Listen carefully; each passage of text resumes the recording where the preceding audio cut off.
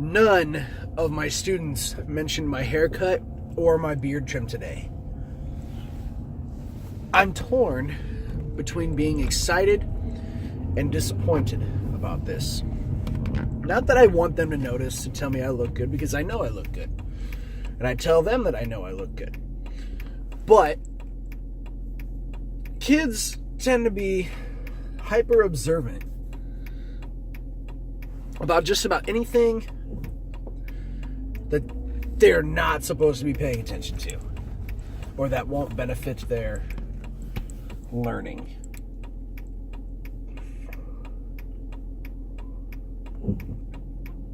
But, so, I mean, essentially, like, every time somebody gets a haircut, or every time somebody does something wrong, they're all about hitting them. That was my hands. Hitting them hard, or showing that they saw that they noticed that. So every time I've gotten a haircut or had a haircut, somebody has always commented on it. Or every time I've changed my beard or trimmed my beard, somebody has always commented on it. One of the kids. Nobody did that today, which is great because it shows that they're not focusing on something that's trivial, but also disappointing because it could potentially mean they weren't paying attention to anything at all. So, I don't know. Like, are they so not observant anymore that they're just not noticing anything? I'm inclined to say that's not the case.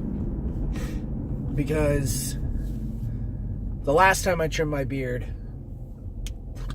it was very, very subtle, and one of my students did notice it. And I kind of just passed it off, shrugged it off, as though it didn't happen. But today it was pretty noticeable. But granted, we did have a weekend, so they may have forgotten what I looked like, and I never change it up that much. Like, both my hair and my beard are shorter now than they have been in a long time, but not so drastically that it's like super noticeable. And that's really, oh man, my mind is just everywhere right now.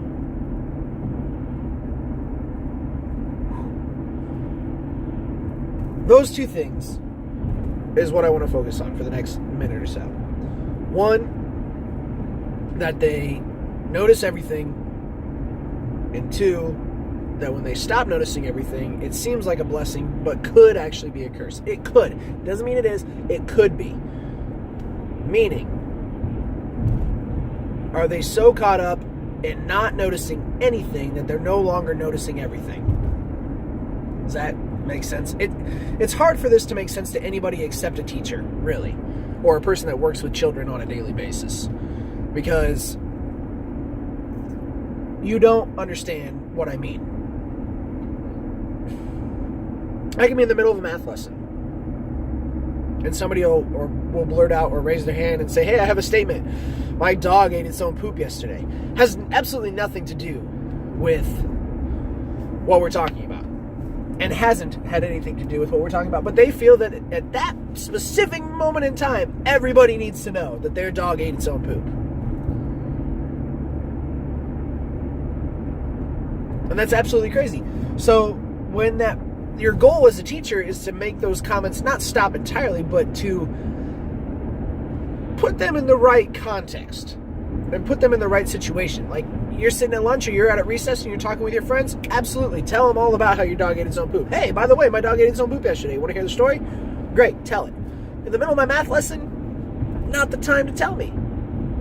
So, my strategy today was to constantly keep changing the topic on them every time. 10 minutes on one topic, boom, switch it. Come back, do another 10 minutes, boom, switch it. So what I did was, during our math lesson, I scribbled out a couple of the problems that were the same as some of the other ones we had already done, or similar. And when I scratched it out, it looked like waves. So what I did was I said, hey, look, waves. Does anybody know how a wave is formed? And we talked for like probably about 3 or 4 minutes how waves are formed in the ocean. Instead of math, we completely got away from math for 3 or 4 minutes. And then we were back on it. And then after about 10 minutes, I said, hey, okay, let's get up. Let's make greater than and less than signs with our arms and our legs. And that's exactly what we did. We made greater than and less than signs with our arms and our legs for about 2 minutes. And then we were back on math. And so I just kept them guessing over and over. And then we talked about hurricanes and tornadoes and how air temperature and how air temperature affects those and creates them, and why warm air and cold air mixing and changing places very quickly causes a tornado and a hurricane. And so we were just constantly, it was still educational. It still fed their brains, but it kept them guessing. And I think that's a new strategy I'm going to try to employ with my math lessons, because math seems to be the hardest topic to keep them entertained or on track with. Because it's an hour and 15 minutes of time where we're in the classroom doing a subject that none of the kids particularly likes. And it's extremely hard concepts at this point for them to understand. So if I can trick their brains into thinking that we're not talking about it anymore for a couple minutes and then rein them back in and talk about it again, I think that's a great idea. So taking those brains that are so observant to everything that's not related, that if they don't know what's related and what's not, then they're just going to have to listen to all of it. And it works out quite nicely. I'll talk to you tomorrow.